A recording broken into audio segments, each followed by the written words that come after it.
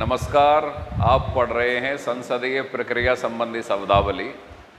पिछली जो क्लास हुई थी उसमें हमने कुछ शब्दावली पढ़ी थी और इनमें से कुछ चीज़ें आपने पहले भी पढ़ी हैं और इनको कुछ टॉपिक को रिवीजन कराने के बाद आज का हमारा टॉपिक रहेगा भारतीय संसद में कानून निर्माण की प्रक्रिया।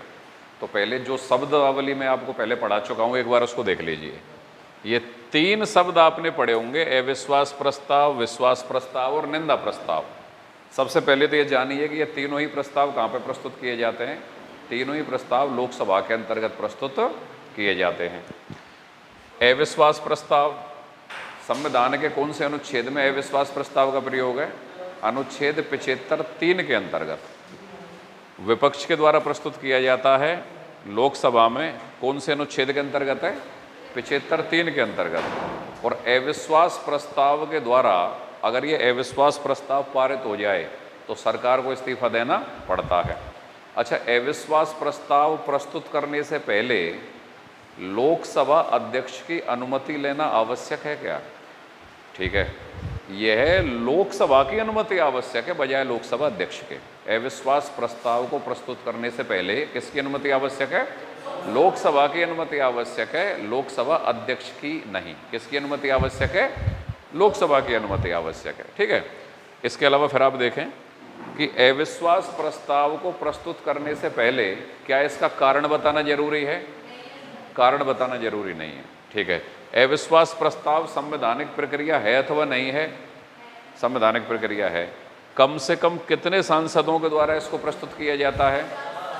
50 सांसदों के द्वारा इसको प्रस्तुत किया जाता है। ठीक है, अगर ये अविश्वास प्रस्ताव पारित हो गया, अविश्वास प्रस्ताव पारित हो गया तो इसका मतलब क्या है? फिर सरकार पे क्या असर पड़ेगा? सरकार को त्यागपत्र देना पड़ेगा। ठीक है, विश्वास प्रस्ताव, जिस प्रकार अविश्वास प्रस्ताव हमेशा विपक्ष के द्वारा आएगा और लोकसभा में ही आएगा, वैसे ही विश्वास प्रस्ताव आएगा तो लोकसभा में ही, लेकिन सरकार के द्वारा या सत्ता पक्ष के द्वारा आएगा। पहला पॉइंट तो ये याद रखना है। ठीक है, अविश्वास प्रस्ताव एक संवैधानिक प्रक्रिया है जिसका उल्लेख संविधान के अनुच्छेद 75(3) में है, लेकिन विश्वास प्रस्ताव संविधान की प्रक्रिया में इसका उल्लेख नहीं है। संविधान की प्रक्रिया में इसका उल्लेख नहीं है। यह सत्ता पक्ष के द्वारा या सरकार के द्वारा लाया जाता है, लोकसभा में ही लाया जाता है और अपना विश्वास निर्धारण के लिए या अपना बहुमत सिद्ध करने के लिए लाया जाता है। संविधान में इसका उल्लेख नहीं है, संविधान की प्रक्रिया संबंधी नियमों में भी इसका उल्लेख नहीं है।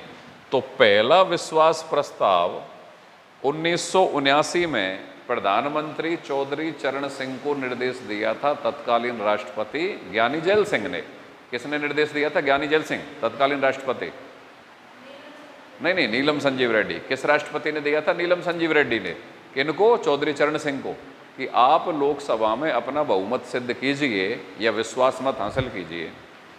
विश्वास मत हासिल करने से पहले ही पीएम चौधरी चरण सिंह ने इस्तीफा दे दिया था, क्योंकि उनको आइडिया लग गया था कि लोकसभा में वो बहुमत हासिल नहीं कर सकते। इसके बाद यहाँ पे गौर करें, 1990 में प्रधानमंत्री वीपी सिंह, 1997 में प्रधानमंत्री एचडी देवगौड़ा और 1999 में पीएम अटल बिहारी, इन्होंने लोकसभा में विश्वास मत प्राप्त करने का प्रयास किया लेकिन हासिल नहीं कर पाए और इनकी सरकार गिर गई। ठीक है, तो विश्वास मत प्राप्त करने की प्रक्रिया में असफल होने वाले पहले प्रधानमंत्री या अविश्वास प्रस्ताव के द्वारा हटाए जाने वाले पहले प्रधानमंत्री वीपी सिंह। ये आंसर आएगा भाई, ये सवाल बनता है। ठीक है, तो ये रहा आपका विश्वास प्रस्ताव। अब तीसरा है आपका निंदा प्रस्ताव। निंदा प्रस्ताव क्या होता है जी? यह भी लोकसभा में ही आता है और यह भी विपक्ष के द्वारा ही लाया जाता है। तो निंदा प्रस्ताव भी विपक्ष के द्वारा आता है और लोकसभा में आता है, और अविश्वास प्रस्ताव भी विपक्ष के द्वारा आता है और लोकसभा में आता है, लेकिन दोनों के बीच में अंतर है। ठीक है, अभी पूछ लेते हैं आपसे, पढ़ा चुके हैं आपको पहले। अविश्वास प्रस्ताव और निंदा प्रस्ताव।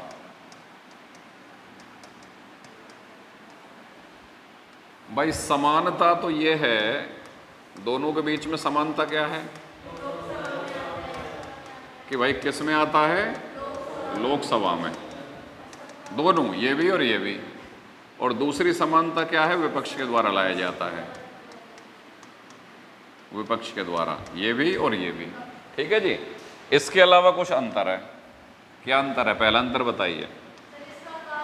अविश्वास प्रस्ताव को लोकसभा में लाने से पहले इसके विशेष कारणों को बताना जरूरी है क्या विपक्ष के द्वारा? ना, बिल्कुल जरूरत नहीं है। अविश्वास प्रस्ताव को लोकसभा में प्रस्तुत करने से पहले इसके विशेष कारणों को बताना आवश्यक नहीं है। जबकि निंदा प्रस्ताव को लोकसभा में विपक्ष जब प्रस्तुत करेगा तो इसके विशेष कारणों से अवगत कराएगा कि नहीं कराएगा? पहला पॉइंट, बिल्कुल, इसके विशेष कारणों को बताना विपक्ष के लिए जरूरी है, पहला पॉइंट। दूसरा पॉइंट, अविश्वास प्रस्ताव जब लोकसभा में लाया जाएगा तो लोकसभा के अध्यक्ष या स्पीकर से अनुमति लेना जरूरी है क्या, या लोकसभा से अनुमति लेना जरूरी है? लोकसभा से। किससे? ये लोकसभा की सहमति से आता है, लोकसभा की सहमति से। जबकि निंदा प्रस्ताव किसकी सहमति से आता है? ये लोकसभा अध्यक्ष, या उसको आप स्पीकर कह सकते हो, लोकसभा अध्यक्ष को स्पीकर भी बोलते हैं। लोकसभा या अध्यक्ष या स्पीकर का निर्णय अंतिम होता है भाई इसमें। ठीक है जी। अच्छा, अगला सवाल, तीसरा अंतर देखिए। अगर अविश्वास प्रस्ताव पारित हो जाता है तो सरकार को त्यागपत्र देना पड़ता है। इसके पारित होने पर सरकार का त्यागपत्र देना पड़ेगा, सरकार को त्यागपत्र देना पड़ेगा। लेकिन अगर निंदा प्रस्ताव पारित हो जाए तो सरकार को त्यागपत्र देना जरूरी है क्या? ना, सरकार का त्यागपत्र जरूरी नहीं है निंदा प्रस्ताव पारित होने पर। ठीक है, अगला पॉइंट गौर करिए। अविश्वास प्रस्ताव पूरी मंत्रिपरिषद के खिलाफ आता है। किसके खिलाफ आता है? पूरी मंत्रिपरिषद के खिलाफ आता है। जबकि जो निंदा प्रस्ताव है वह एक मंत्री या कुछ मंत्रियों के समूह के खिलाफ आता है, पूरी मंत्रिपरिषद के खिलाफ नहीं। एक मंत्री या कुछ मंत्री के समूह के खिलाफ आता है, ये समझ गए? समूह खिलाफ आता है, पूरी मंत्रिपरिषद खिलाफ नहीं। ठीक है। अविश्वास प्रस्ताव सदन में, कौन से सदन में, लोकसभा में या राज्यसभा में? लोकसभा में।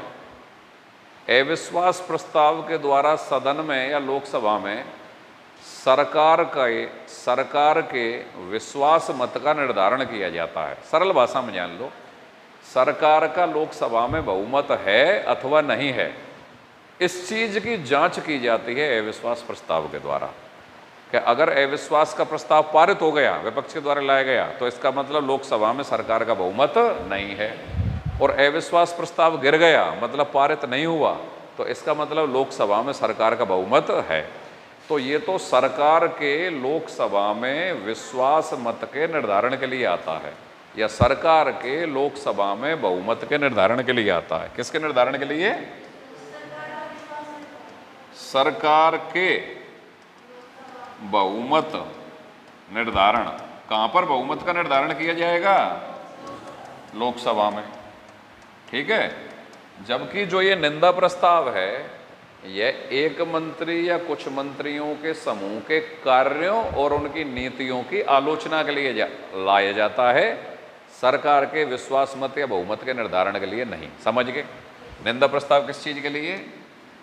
मंत्रियों के कार्य व नीतियों की आलोचना करने के लिए, आलोचना या निंदा, मंत्रियों के कार्य या नीतियों की आलोचना या निंदा के लिए लाया जाता है। तो ये मोटा मोटा अंतर अविश्वास प्रस्ताव और निंदा प्रस्ताव का समझ में आ गया।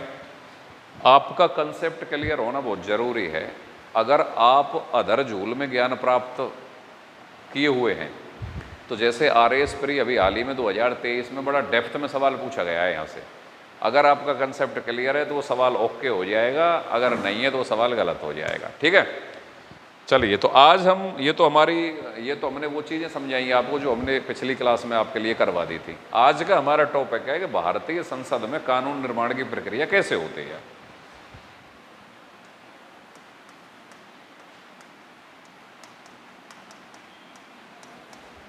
भारतीय संसद में कानून निर्माण की प्रक्रिया।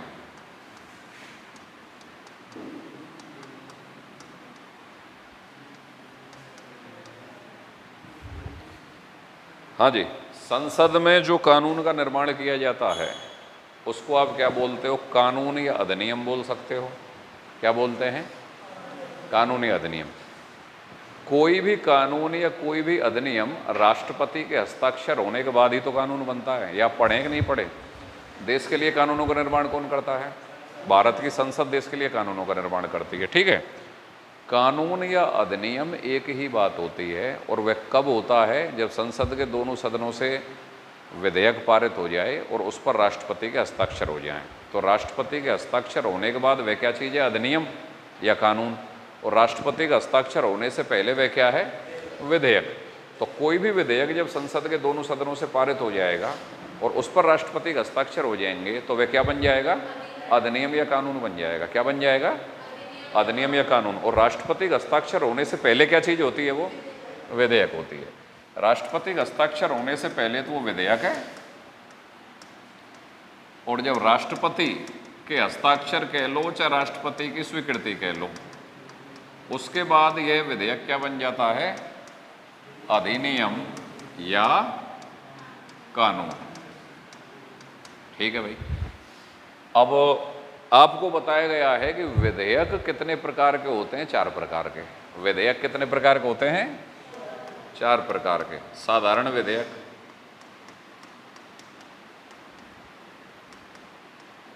ठीक है। दूसरा धन विधेयक। एक मिनट। प्रकृति 3 कह लो। धन विधेयक व वित्त विधेयक।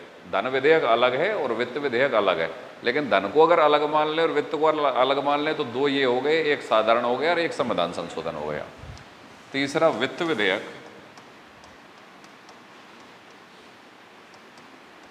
और चौथा कौन सा है? संविधान संशोधन विधेयक। ठीक है जी। विधेयकों की प्रकृति के आधार पर आप ये मान के चलें कि ये 4 प्रकार के विधेयक हैं। तो सबसे पहले जब पिछली क्लास में आपको बताया गया था कि धन विधेयक और वित्त विधेयक अपने आप में अलग अलग होते हैं। कैसे होते हैं? अलग अलग होते हैं। साधारण विधेयक का प्रस्तुतिकरण अनुच्छेद 107 के अनुसार होता है। ठीक है। धन विधेयक अनुच्छेद 110 में इसकी परिभाषा है, लेकिन इसको पारित करने की प्रक्रिया कौन से अनुच्छेद में? 109 में। गौर करें, ये आपको बार बार रटाया गया था पिछली क्लास में कि अगर धन विधेयक की परिभाषा की बात आ जाए तो कौन सा अनुच्छेद आ जाएगा, और अगर धन विधेयक को पारित करने की प्रक्रिया की बात आ जाए तो कौन सा अनुच्छेद आ जाएगा? 109। प्रक्रिया 109 में, परिभाषा 110 में। ठीक है जी।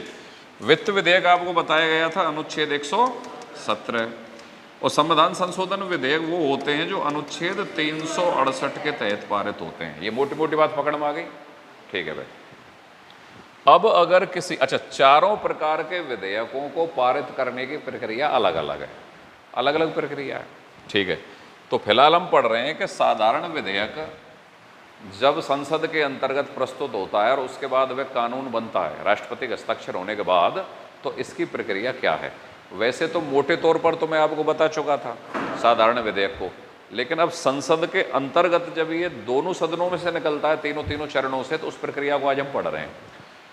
तो अनुच्छेद 107 के तहत यहाँ पे आप गौर करें, कोई भी साधारण विधेयक जब संसद के अंतर्गत प्रस्तुत होता है और संसद के अंतर्गत प्रस्तुत होने के बाद जब ये पारित होके जाता है तो दोनों ही सदनों में ये 3 चरणों से गुजरता है। कितने चरणों से गुजरता है? 3 चरणों से गुजरता है।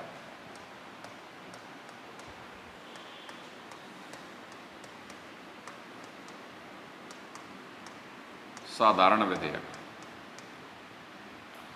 साधारण विधेयक के बारे में आप पढ़े हैं कि यह संसद के दोनों में से किसी भी सदन में प्रथमतः प्रस्तुत हो सकता है। इसको प्रस्तुत करने से पहले राष्ट्रपति की पूर्व स्वीकृति आवश्यक है अथवा नहीं है?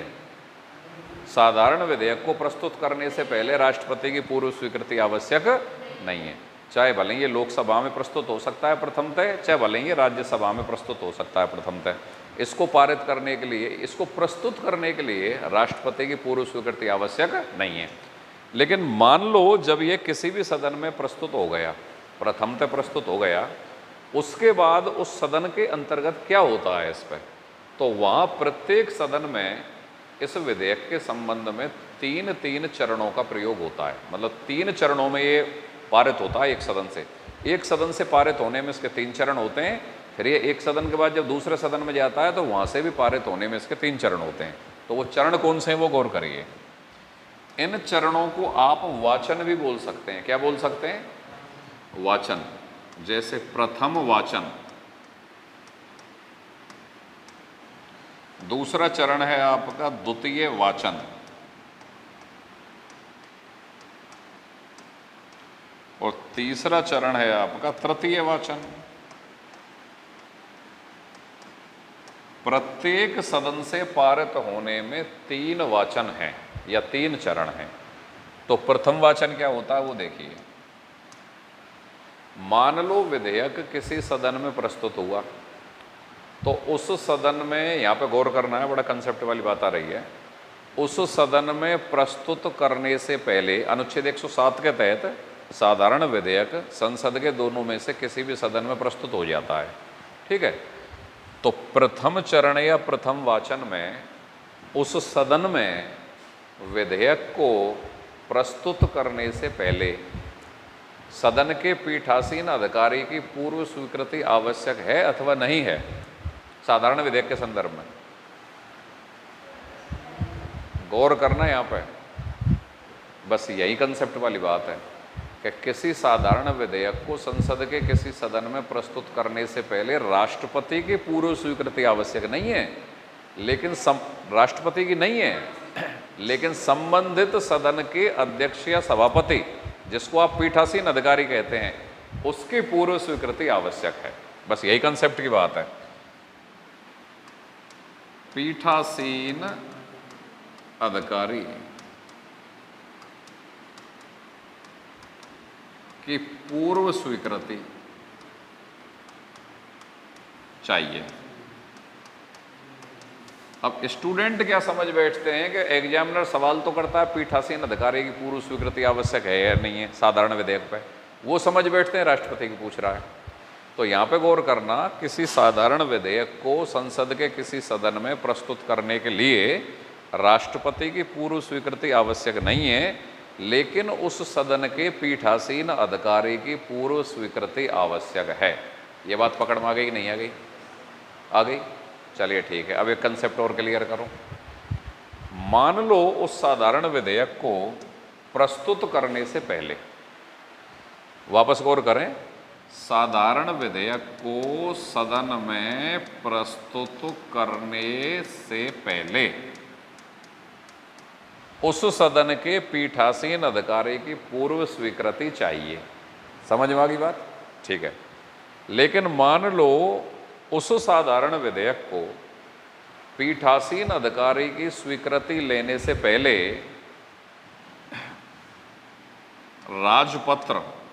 राजपत्र को इंग्लिश में गजट बोलते हैं, राजपत्र या गजट में अधिसूचना जारी करके प्रकाशित करवा दिया गया है। राजपत्र या गजट में अधिसूचना जारी करके प्रकाशित करवा दिया गया हो, तो फिर पीठासीन अधिकारी ये पीठासीन अधिकारी की पूर्व स्वीकृति चाहिए। लेकिन मान लो राजपत्र या गजट में, राजपत्र हिंदी टर्म है, गजट इंग्लिश है, उसमें अधिसूचना जारी करके कोई चीज़ अगर प्रकाशित करवा दी जाती है तो वो सरकारी प्रमाण होता है, सरकारी आंकड़ा होता है। राजस्थान का राजपत्र, राजस्थान राजभवन राज्यपाल की तरफ से जारी होता है, और भारत सरकार का राजपत्र, भारत सरकार का जो गजट है वो राष्ट्रपति कार्यालय से जारी होता है। तो इनमें अगर कोई चीज़ छप जाती है तो वो बिल्कुल बाकायदा डेटा माना जाता है, सरकारी डेटा, सरकारी आंकड़ा या प्रूफ सरकारी, समझ गए, ऑथेंटिक हो जाती है चीज़। तो यहाँ पे आप गौर करें कि अगर कोई साधारण विधेयक संसद के दोनों में से किसी भी सदन में प्रथमतः प्रस्तुत हो सकता है, उसको प्रस्तुत करने से पहले राष्ट्रपति की पूर्व स्वीकृति नहीं चाहिए, लेकिन उस सदन के मुखिया या पीठासीन अधिकारी की पूर्व स्वीकृति चाहिए। समझ गए? मान लो उस सदन के मुखिया या पीठासीन अधिकारी की पूर्व स्वीकृति लेने से पहले उस विधेयक को राजपत्र या गजट में अधिसूचना जारी करके पहले ही प्रकाशित करवा दिया गया हो, तब उसको उस सदन में प्रस्तुत करने से पहले पीठासीन अधिकारी की स्वीकृति की आवश्यकता नहीं है। ये 2 पॉइंट है भाई, पूरे खोपड़ी पर अपने भी जोर लगा के इन दोनों पॉइंटों को पकड़ना है। किसी साधारण विधेयक को संसद के दोनों में से किसी भी सदन में प्रथमतः प्रस्तुत किया जा सकता है कि नहीं किया जा सकता? हाँ भाई, किया जा सकता है कि नहीं किया जा सकता? किया जा सकता है। क्या किसी साधारण विधेयक को संसद के किसी सदन में प्रस्तुत करने से पहले राष्ट्रपति की पूर्व स्वीकृति आवश्यक है? नहीं है। किसी साधारण विधेयक को संसद के किसी सदन में प्रस्तुत करने से पहले उस सदन के पीठासीन अधिकारी की पूर्व स्वीकृति आवश्यक है? आवश्यक है, यस। अब यहीं पर ट्विस्ट है। लेकिन अगर उस विधेयक को राजपत्र में पहले ही प्रकाशित करवा दिया गया हो, समझ गए, सदन में प्रस्तुत करने से पहले ही राजपत्र में प्रकाशित करवा दिया गया हो, तब उसको सदन में प्रस्तुत करने से पहले पीठासीन अधिकारी की स्वीकृति आवश्यक है क्या? नहीं है। अब टेंशन मत लो, अब नहीं है। बात समझ में आ गई? अगर सदन में प्रस्तुत करने से पहले उसको राजपत्र में या गजट में अधिसूचना जारी करके पहले ही प्रकाशित करवा दिया गया है, तब उसको सदन में प्रस्तुत करने से पहले पीठासीन अधिकारी की स्वीकृति आवश्यक नहीं है। स्वीकृति आवश्यक नहीं है, ये पॉइंट की बात है। बस तुम फिलहाल तो ये 2 पॉइंट पकड़ो, फिर तुम्हारे सवालों के जवाब तुम्हें देने के लिए हुई यहाँ पे। किसी साधारण विधेयक को किसी सदन में प्रस्तुत करने से पहले पीठासीन अधिकारी की स्वीकृति आवश्यक है या नहीं है? है। लेकिन मान लो सदन में प्रस्तुत करने से पहले ही उसको राजपत्र में प्रकाशित करवा दिया गया हो, तब पीठासीन अधिकारी की स्वीकृति आवश्यक है क्या? नहीं है। बस ये कंसेप्ट क्लियर हो गया। अब यहाँ पे एक ट्विस्ट और कहानी में कि मान लो पहले ही प्रकाशित नहीं करवाया है, आप सदन में डायरेक्टली उसको प्रस्तुत करना चाह रहे हैं, तब पीठासीन अधिकारी की पूर्व स्वीकृति चाहिए कि नहीं चाहिए? चाहिए। ठीक है। तो आपने पीठासीन अधिकारी की स्वीकृति ली और उस विधेयक को सदन में प्रस्तुत किया, इसके बाद फिर उसको राजपत्र में अधिसूचना जारी करके प्रकाशित करवाना पड़ेगा। कहने का मतलब ये है कि राजपत्र में अधिसूचना जारी करके प्रकाशित तो करवाना एसेंशियल है, अनिवार्य है, जरूरी है। भले ही पीठासीन अधिकारी की अनुमति से पहले अगर करवा दिया है तो पीठासीन अधिकारी की अनुमति की जरूरत नहीं, और पहले अगर नहीं करवाया है तो पीठासीन अधिकारी की अनुमति के बाद ही प्रस्तुत होगा, लेकिन उसके बाद फिर राजपत्र में अधिसूचना जारी करके प्रकाशित करवाना पड़ेगा। ये बात पकड़ में आ गई कि नहीं आई? तो विधेयक को किसी सदन में पारित होने में जो प्रथम वाचन होता है उसमें 2 चीजें आती हैं। कौन कौन सी 2 चीजें? एक तो विधेयक का प्रस्तुतिकरण,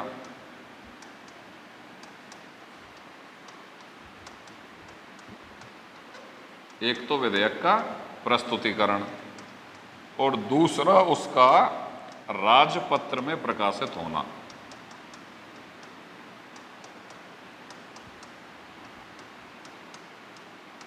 जिसको आप इंग्लिश में गजट नोटिफिकेशन बोलते हो, हिंदी में राजपत्र में जारी होने वाली अधिसूचना बोलते हो। राजस्थान का ये गजट जारी होता है राजस्थान राजभवन, जो राज्यपाल का कार्यालय है, और भारत सरकार का गजट जारी होता है राष्ट्रपति भवन से। समझ गए? केंद्र सरकार के कोई भी विधेयक जो होते हैं, जो संसद में पारित हो रहे होते हैं, वो राष्ट्रपति भवन से गजट नोटिफिकेशन निकलता है, और राजस्थान सरकार के जो राजस्थान विधानसभा में या किसी भी स्टेट के जारी हो रहे होते हैं वो राजभवन जो राज्यपाल का कार्यालय वहाँ से गजट में प्रकाशित होते हैं।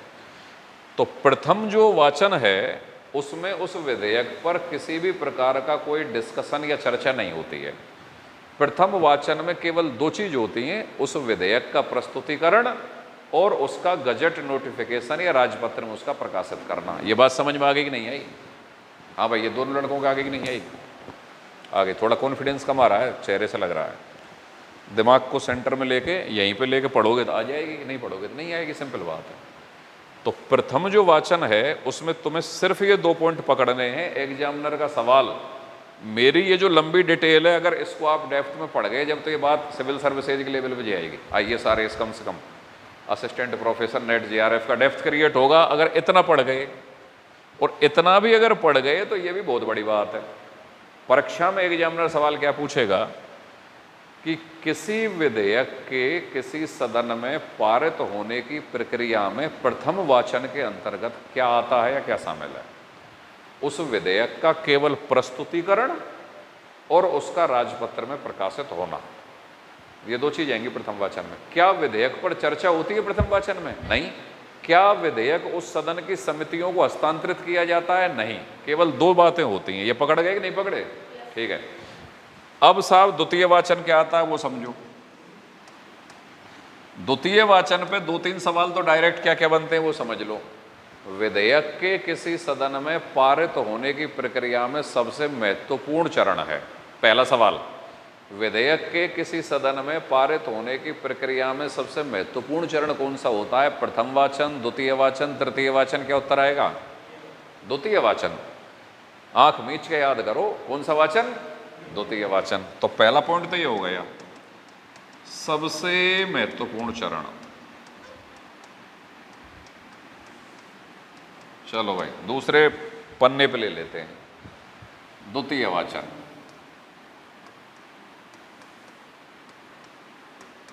देखो इसमें क्या क्या सवाल बनेंगे। विधेयक के पारित होने की प्रक्रिया में सबसे महत्वपूर्ण चरण, विधेयक के पारित होने की प्रक्रिया में सबसे महत्वपूर्ण चरण कौन सा है? द्वितीय वाचन। ठीक है भाई। विधेयक पर विस्तार से चर्चा होती है इस चरण के अंतर्गत, पूरा डिस्कशन होता है, खंडवार चर्चा होती है, विस्तार से चर्चा होती है। तो दूसरा सवाल ये, विधेयक के पारित होने में विस्तार से चर्चा, तो विस्तार से चर्चा उस विधेयक पर सदन के अंतर्गत कौन से चरण में होती है? द्वितीय चरण के अंतर्गत। सबसे महत्वपूर्ण चरण कौन सा है? द्वितीय चरण।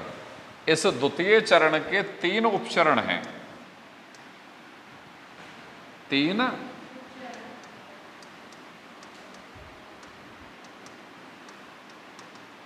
सामान्य बहस का चरण,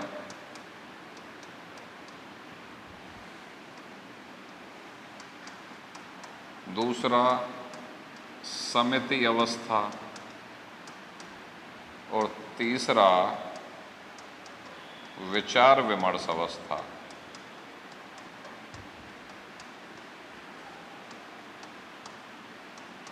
देखो इसमें क्या होता है। प्रथम चरण जो आपने पढ़ा उसमें विधेयक को प्रस्तुत किया उस सदन में, और विधेयक को सदन में प्रस्तुत करने के बाद क्या किया भाई? उसका गजट नोटिफिकेशन निकाल दिया, उसको प्रकाशित करवा दिया, जिससे कि देश में सभी को पता चल जाए कि भाई ये विधेयक है, इसको संसद में कानून बनाया जाना है। ठीक है जी। अब आया द्वितीय चरण। द्वितीय चरण में ये 3 उपचरण आएंगे। पहला तो है सामान्य बहस की अवस्था, सामान्य बहस की अवस्था या सामान्य बहस का चरण। इसमें क्या होगा? उस विधेयक की फोटोकॉपी करवा के उस सदन के सभी सांसदों को वितरित कर दी जाएगी कि लो भैया ये कानून बनना है संसद में। मिल गई। वो सारे सांसद उस विधेयक की जो कॉपी मिलेगी उसको पढ़ लेंगे अपना आराम से। इसके बाद उस विधेयक पर सामान्य बहस होगी। प्रथम चरण में कुछ नहीं था। प्रथम चरण में तो विधेयक को खाली प्रस्तुत किया गया था और प्रस्तुत करने वाला व्यक्ति या प्रस्तुत करने वाला सांसद उस विधेयक का नाम और उसका उद्देश्य बता रहा था कि भैया ये विधेयक इस नाम से है और इसका उद्देश्य इस प्रकार का कानून बनाना है। तो उस विधेयक का केवल नाम बताया जा रहा था और उसका उद्देश्य बताया जा रहा था और उसको खाली प्रस्तुत किया गया था और गजट नोटिफिकेशन निकाल दिया गया था। द्वितीय चरण में असली खेल होगा कि उसमें पहला जो चरण है द्वितीय चरण का सामान्य बहस का चरण, तो इस सामान्य बहस के चरण में क्या होगा, उस विधेयक की एक एक प्रति सभी सांसदों में बांट दी जाएगी। फिर पूरे सदन में उस विधेयक के संबंध में सामान्य चर्चा परिचर्चा होगी, बहस होगी उस पर पूरे सदन में, ठीक है। इसके बाद सदन कुछ निर्णय करेगा। क्या निर्णय करेगा भाई? वो 4 प्रकार के निर्णय कर सकता है। पहला, सदन स्वयं चर्चा कर सकता है उस विधेयक पे। सदन उस विधेयक पे क्या कर सकता है? स्वयं चर्चा कर सकता है। दूसरा, सदन उस विधेयक को उसी सदन की प्रवर समिति को सौंप सकता है। 2 नाम आएंगे यहाँ पे, एक प्रवर समिति और एक दोनों सदनों की संयुक्त समिति। प्रवर समिति तो उसी सदन की होती है जिस सदन में वो विधेयक चल रहा है। सदन उस विधेयक को किसको सौंप सकता है? प्रवर समिति को सौंप सकता है। हाँ भाई, दूसरा चरण स्टार्ट हो गया जिसमें विधेयक पर डिटेल से चर्चा हो रही है। तो डिटेल से चर्चा में 3 उपचरण है, सामान्य बहस की अवस्था या सामान्य बहस का चरण, दूसरा समिति अवस्था और तीसरी विचार विमर्श अवस्था। तो जो सामान्य बहस का चरण है, सामान्य बहस की अवस्था है, उसमें उस सदन पे पहले तो सभी सांसदों के हाथों में विधेयक की प्रति आ गई, उस पर डिस्कशन हो रहा है। उसके बाद सदन निर्णय लेगा कि इस विधेयक पर सदन स्वयं चर्चा करे, मतलब वो सारे लोग बैठ के स्वयं चर्चा करें। या तो ये निर्णय लेगा या दूसरा निर्णय लेगा कि इस विधेयक को प्रवर समिति को सौंप दो। प्रवर समिति क्या होगी? उसी सदन के कुछ सांसदों की एक समिति होगी जो उस विधेयक पर खंडवार या बिंदुवार डिटेल में उस पर डिस्कशन करेगी या चर्चा पर चर्चा करेगी। समझ गए? या वो सदन निर्णय लेता है कि उस विधेयक को दोनों सदनों की संयुक्त समिति को सौंप दो। हाँ भाई, ये सारे निर्णय कौन ले रहा है? वो सदन ले रहा है।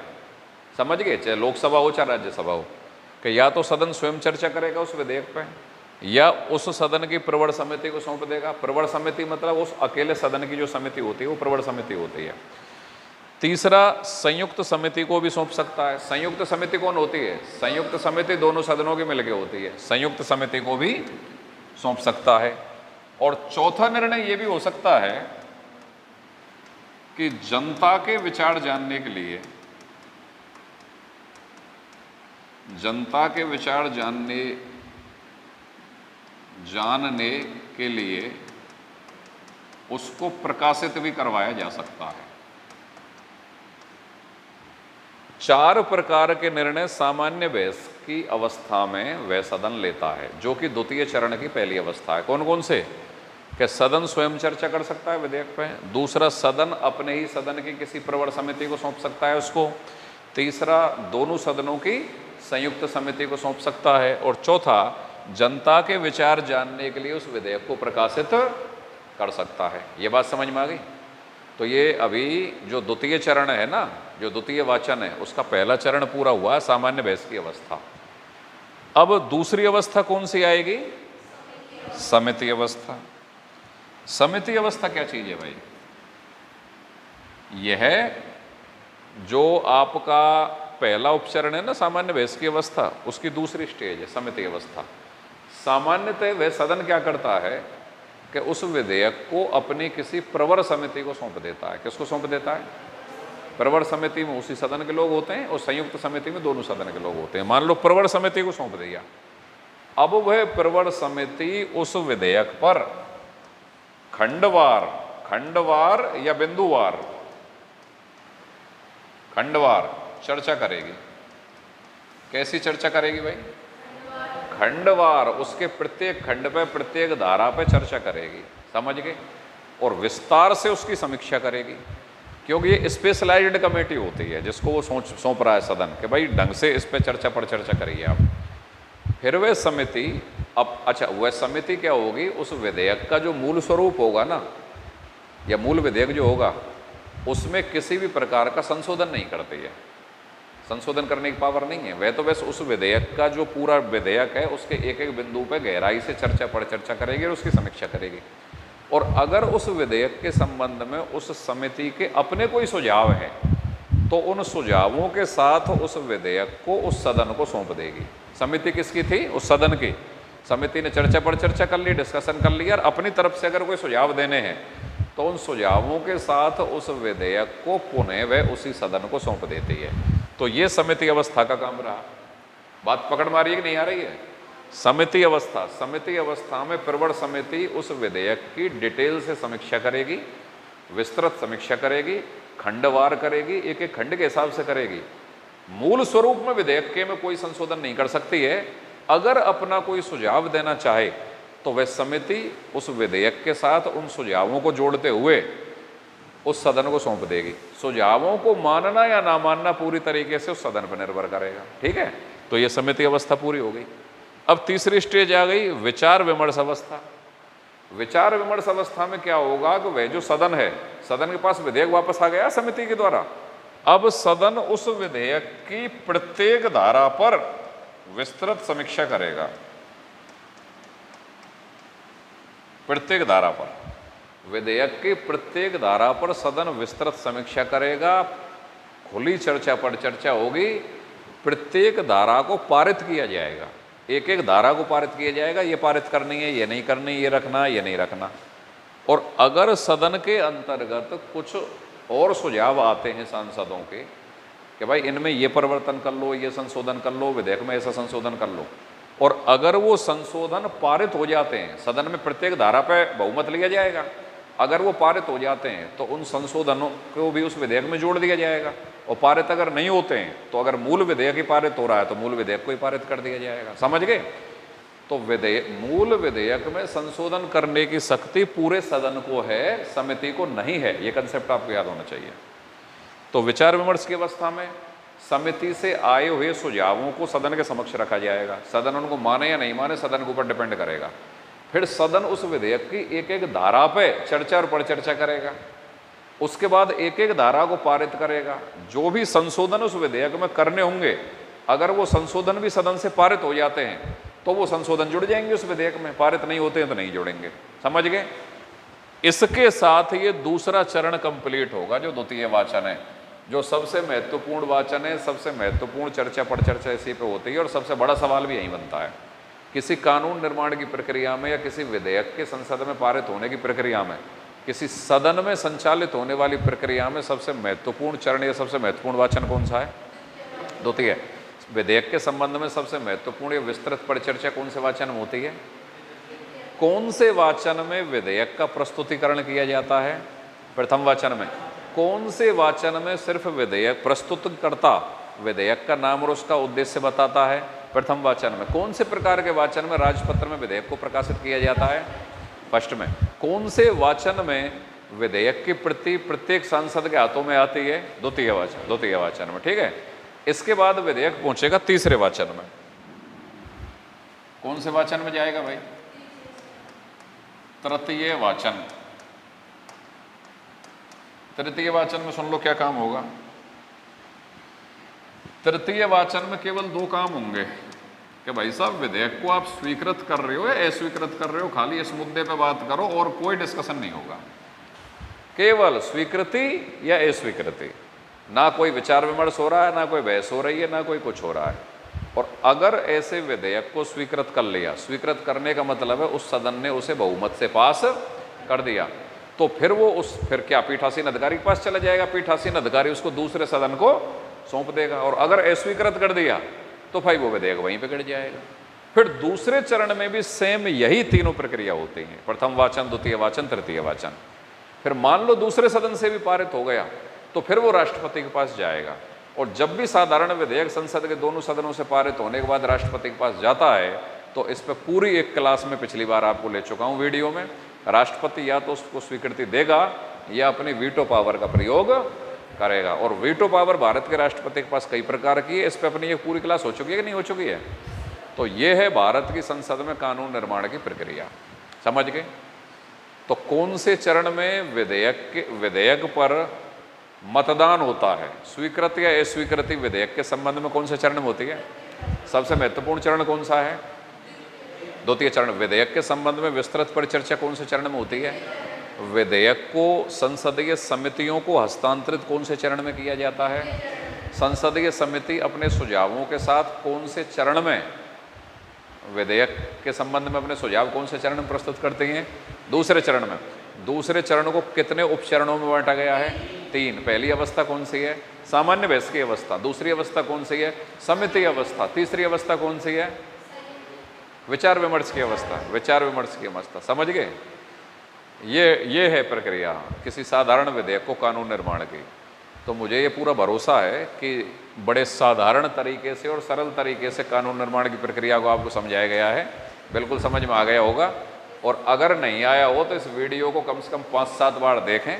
आप भले ही कोई सी भी परीक्षा दे रहे हैं, IAS से लेके RAS से लेके स्टेट गवर्नमेंट का, नेशनल का, कोई सा भी, ये टॉपिक काफ़ी डेप्थ में है और आपको फ़ायदा देगा। तो अच्छे तरीके से पॉलिटिकल साइंस में, संविधान में अपने कंसेप्ट क्लियर करने के लिए हमारा YouTube channel polity with D Parashar subscribe करें और Pant institute Alwar app download करें। Okay, thank you.